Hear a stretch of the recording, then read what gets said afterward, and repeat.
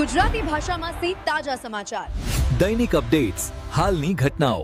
હમણાં જ સબસ્ક્રાઇબ કરો અને નવા સમાચાર પામો. વાવથરા જિલ્લામાં માસૂમ બાળકી સાથે દુષ્કર્મની ચોંકાવનારી ઘટના સામે આવી. આરોપી ગણતરીના સમયમાં ઝડપાયો.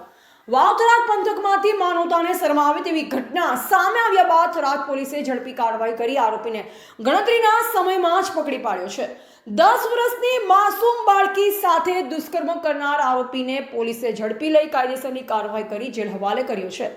મળતી માહિતી મુજબ આરોપીએ માસૂમ બાળકી એકલી હોવાનો લાભ લઈ તેની સાથે દુષ્કર્મ કર્યું હતું. ઘટના બહાર આવતા સમગ્ર વિસ્તારમાં ભારે આક્રોશ ફેલાતો પરિવારજનો દ્વારા પોલીસને જાણ કરાતા થરાદ પોલીસ તાત્કાલિક સક્રિય બની તપાસ શરૂ કરી. થરાદ પોલીસની ટીમે ઝડપી કામગીરી કરી આરોપીને ગણતરીના સમયમાં ઝડપી લીધો હતો. આરોપી સામે ગંભીર કલમો હેઠળ ગુનો નોંધવામાં આવ્યો છે અને કોર્ટમાં રજૂ કર્યા બાદ તેને જેલ હવાલે કરવામાં આવ્યો છે.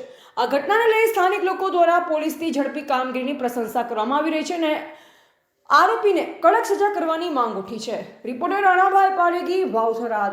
ગત તારીખ 12/3/2026 ના રોજ બનેલ બનાવ અંતર્ગત ભોગ બનનારના પિતા, તેનો ભાઈ, ભોગ બનનાર પોતે અને આરોપી એ પોતે ભોગ બનનારના પિતાએ રાખેલ બાઇક લેવા માટે ડુવા ગામ સવારે આશરે 11 વાગ્યાની આસપાસ નીકળેલા હતા.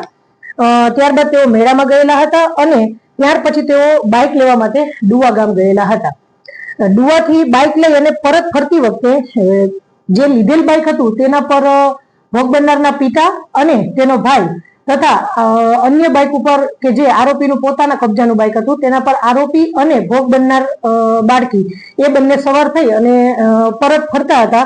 તે દરમિયાન વારા ગામથી ખોડા જતા રસ્તામાં કાચા નેડિયા પર દુષ્કૃત્ય કરવાના ઈરાદાથી ચરેડામાં આરોપી પોતાનું બાઇક હંકારી અને બાળકીને લઈ જાય છે અને પ્રથમ જગ્યા પર તેની સાથે દુષ્કૃત્ય કરવાનો પ્રયત્ન કરે છે. તે દરમિયાન એક પિકઅપ ગાડી ત્યાંથી પસાર થતા આરોપી ડરી અને તાત્કાલિક ત્યાંથી ભાગી અને બાઇકને ભગાડી મૂકે છે અને અન્ય જગ્યા પર જઈ અને ફરી પાછો એ દુષ્કૃત્ય કરવાનો પ્રયત્ન કરે છે અને પિકઅપ ડાલા ના ચાલકને શંકા જતા એ ફરી પાછો એ બાજુથી નીકળે છે.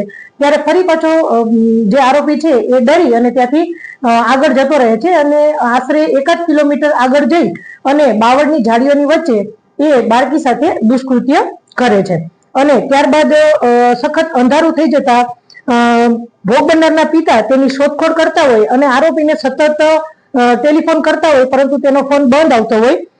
આશરે 8 વાગ્યાની આસપાસ આરોપી ભોગ બનનારને એમના પોતાના જ ઘરે ઉતારી અને ત્યાંથી જતો રહે છે અને આરોપીના પિતા દ્વારા ભોગ બનનારના પિતાને ટેલિફોનિક જાણ કરવામાં આવે છે કે તમારી બાળકી અમારી ઘરે છે, આપ આવીને લઈ જાઓ.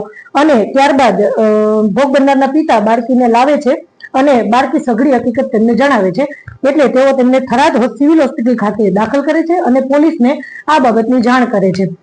બનાવની સંવેદના અને ગંભીરતા જોઈ અને માનનીય પોલીસ અધિક્ષક સાહેબશ્રીએ આપેલ સૂચના અને માર્ગદર્શન ને ધ્યાનમાં લઈ અને થરાદ પોલીસ દ્વારા અલગ અલગ ટીમો બનાવી અને ખૂબ ગંભીરતાપૂર્વક તાત્કાલિક એક્શન મોડમાં આવી જઈ અને અલગ અલગ ટીમો દ્વારા ગણતરીની કલાકોમાં જ આરોપીને દબોચી લઈ અને તેની વિરુદ્ધમાં ગુનો દાખલ કરી અને કાયદેસરની કાર્યવાહી કરી અને તેને જેલ હવાલે કરી દેવામાં આવેલ છે.